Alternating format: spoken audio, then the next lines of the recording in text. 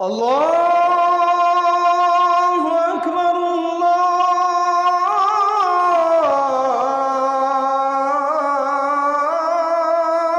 আকবার।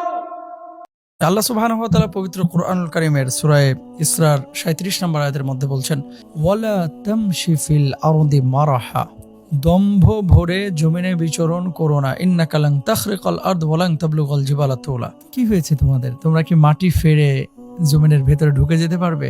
আসমান ফেরে কি উপরে চলে যেতে পারবে? পারবো না। সবকিছু আল্লাহ সুবহানাহু ওয়া তাআলার আয়ত্তে। আল্লাহ সুবহানাহু ওয়া তাআলা নিজেই বলেছেন, ইন্নাল্লাহা লা ইউহিব্বু মান কানা মুখতালান ফাখুরা। আল্লাহ সুবহানাহু ওয়া তাআলা অহংকারীকে পছন্দ করেন না। সুতরাং জীবনের প্রত্যেকটি ক্ষেত্রে আমাদের উচিত অহংকার মুক্ত জীবন যাপন করা এবং সেক্ষেত্রে অহংকার মুক্ত জীবন যাপনে অভ্যস্ত হওয়া। আব্দুল্লাহ ইবনে মাসউদ রাদিয়াল্লাহু তাআলা আনহু থেকে বর্ণিত, নবীজি সাল্লাল্লাহু আলাইহি ওয়াসাল্লাম বলেছেন, যার অন্তরে অণু পরিমাণ অহংকার থাকবে সে জান্নাতে প্রবেশ করবে না। এ কথা শুনে এক ব্যক্তি জিজ্ঞেস করলো, মানুষ তো পছন্দ করে যে তার কাপড় চোপড় সুন্দর হোক, তার জুতা সুন্দর হোক, এটাও কি অহংকারের মধ্যে গণ্য হবে? তিনি বলেন, নিশ্চয় আল্লাহ সুন্দর, তিনি সুন্দরকে ভালোবাসেন। অহংকার হচ্ছে সত্যকে প্রত্যাখ্যান করা এবং মানুষকে তুচ্ছ জ্ঞান করা। সুপ্রিয় দর্শক ভাই এবং বোনেরা, কেউ কাউকে আমরা অহংকার করব না। আল্লাহ সুবহানাহু ওয়া তাআলা সুন্দর, তিনি সুন্দরকে পছন্দ করেন, এটা ঠিক।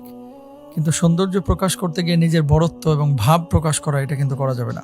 অহংকার দূর করার জন্য 4টি কাজ আমাদের করতে হবে। নিজের দোষ ত্রুটিগুলো নিয়ে বেশি চিন্তা ভাবনা করা। অন্যের দোষ ত্রুটি নিয়ে আমরা বেশি চিন্তা করি, যে সে কি করলো, ও কি করলো, দিস কি হলো, দ্যাট কি হলো। আমরা এইভাবে সবসময় অন্যকে নিয়ে ব্যস্ত থাকি। তো নিজেকে নিয়ে ব্যস্ত থাকতে হবে যে নিজের ত্রুটিগুলো কি, নিজের দুর্বলতা অক্ষমতাগুলোর কথা ভাবুন। নিজেকে সবসময় অন্যের চেয়ে ছোট এবং তুচ্ছ মনে করুন। বড় ছোট সবাইকে আগে সালাম দিবেন। যে ব্যক্তি আগে সালাম দেয় সে ব্যক্তি অহংকার থেকে মুক্ত। নবীজি সাল্লাল্লাহু আলাইহি ওয়াসাল্লাম এই জন্য সালাম দিতে বলেছেন, আফশুস সালাম, সালামের প্রচার করো, প্রসার করো, বেশি বেশি সালাম দাও। আল্লাহ সুবহানাহু ওয়া তাআলা তাহলে দুজনের মধ্যে ভালোবাসা তৈরি করে দেবেন। তারপর আরেকটি দোয়া আপনার বেশি বেশি করবেন ইনশাআল্লাহ তাআলা। আল্লাহুম্মা জাআলনি শুকুরা ওয়া জাআলনি সাবুরা ওয়া জাআলনি ফি আইনি সাগীরা ওয়া ফি আইনি নাসি কাবীরা। এই দোয়াটি আপনারা বেশি বেশি করবেন ইনশাআল্লাহ তাআলা। এরপরে 4 নম্বরে, শুধু অহংকারের কারণে শয়তান অভিশপ্ত চির জাহান্নামী হয়েছে, এটা স্মরণ করুন। দেখেন শয়তান অভিশপ্ত কেন হয়েছে।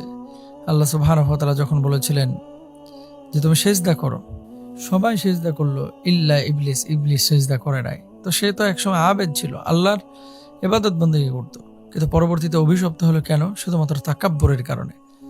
সে বলেছিল যে আমি কি সে আদমকে সিজদা করব যে মাটির তৈরি, আর আমাকে বানানো হয়েছে আগুন থেকে, আমি কিভাবে তাকে সিজদা করব?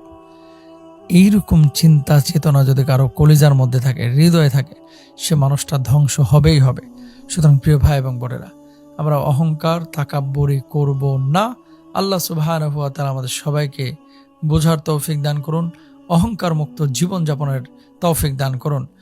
শেষে একটি কথা বলি, অনেক ছোট লোক আছে, গরিব আছে, যাদের এক সময় পয়সা ছিল না, এখন পকেটে 2টা পয়সা হয়েছে। এই জন্য একেবারে এত ভাবসাব, মানুষকে সালাম পর্যন্ত দিতে চায় না, সালাম দিলে আবার উত্তর পর্যন্ত নিতে চায় না। আর চাচা মেয়ে গ্রামের বাজারে বসে চায়ের দোকানে পা নাড়ায়, আর আমার ছেলে সৌদি আরব, আমার ছেলে ইংল্যান্ডে, আমার ছেলে আমেরিকায়, 2 ছেলে গ্রিন কার্ড পেয়েছে, এই ধরনের কথাবার্তা বলে বড়ত্বের বহিঃপ্রকাশ ঘটায়। মানুষ যত গুণী হয়, জ্ঞানী হয়, তত বেশি বিনয়ী হয়। সুতরাং আসুন অহংকার পরিত্যাগ করে বিনয়ী হতে আমরা প্রত্যেকে চেষ্টা করি। আল্লাহ তৌফিক দান করুন।